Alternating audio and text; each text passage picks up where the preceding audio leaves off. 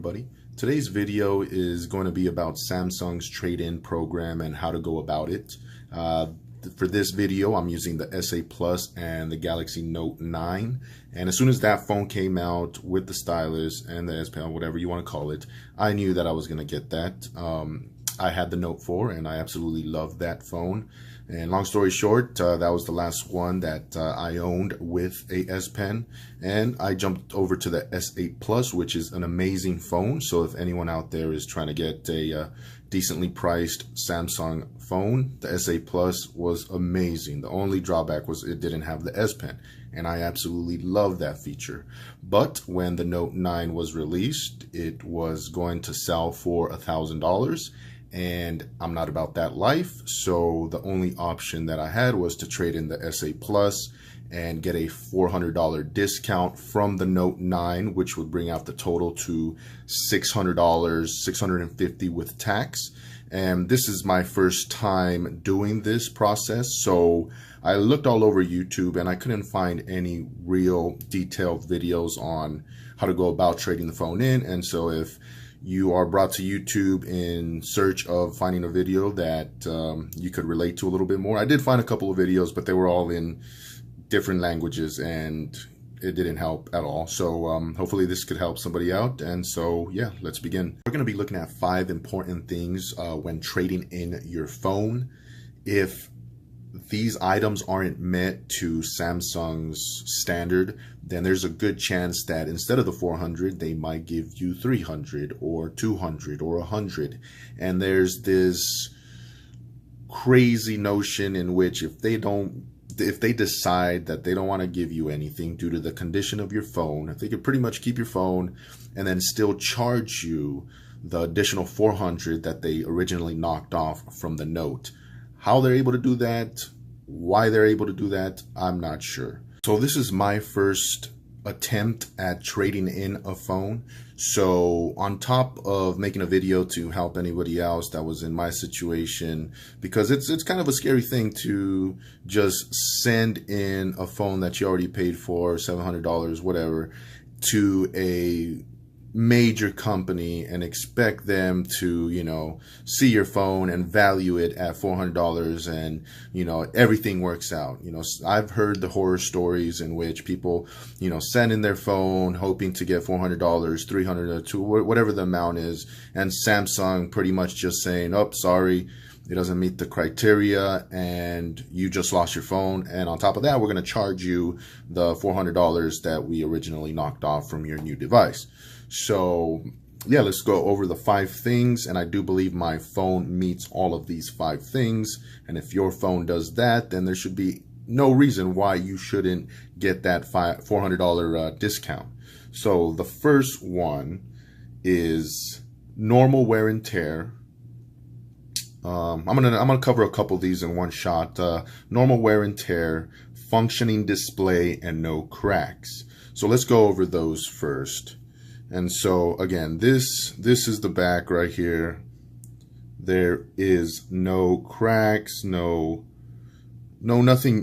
major. There's no scratches. There's, you know, fingerprint magnet, you know, all the videos say that about these phones, fingerprint magnet, but there's no cracks, no scratches really, just normal wear and tear. As it stipulates in the important information of their trade-in program here. And so that's the back, and you can see everything is pretty well taken care of, even the sides and the bottom, the corners. So yeah, I don't want to bore you guys to death. It's pretty solid from the back, especially because I kept it in that case over there. Now the front, again, same type of level of care that I had. I had a screen protector on this that I've now taken off to, you know, get ready to ship this phone into Samsung. I probably should have kept it on there, but oh well. Either way, you know, no scratches, no cracks, nothing major. Again, it's just fingerprints all over the place and greasiness all over. So, but other than that, the buttons work perfectly fine. The Bixby button, the lovable Bixby button that we all love, is there, functioning, almost like brand new because I've never even touched it. The volume, the rockers, everything is perfect on this phone. And I do believe that if I went to Swappa or other vendors, I probably could have gotten at least $500 for this, but I don't know. I'm going to try this method out and see how it goes. And if you guys want to partake in something like this, well, you guys could, you guys will be able to relate to this story, or, and I'm going to put the overall ending of my little journey here in the comment section. Well, not the comment section, but the description section of the YouTube video here. And so let's go on to the next one. And the next one is not bricked or blacklisted. And there's no way to show you that or prove that, or maybe there is, but I just don't know. But ultimately, I've called my service provider, and I called them multiple times and said, I want to make sure that this phone is free and clear of anything with you guys. And so when I send it into Samsung, they're able to do whatever they do, and no flags are going to pop up or anything like that. And so I believe that meets that criteria. It's just free and clear to enter into someone else's possession. Okay, and so one last look with the device off before we make it to the next one. And the next one is device powers on and holds charge. So here we go. Let's start it up.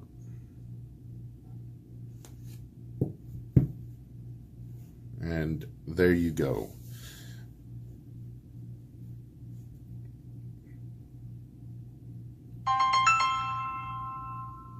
And so yeah, my service was T-Mobile, and yep, called them up, told them that what was going to happen, and made sure I paid everything off and all that stuff. And so now it's ready to go. And so as you can see, it powers on, and the other one along that one is holds charge. And again, I can't really show this, but it holds charge. There's really nothing to it. Again, I love this device. I would have kept this device if it wasn't for the S Pen. That's primarily the only reason I'm doing this.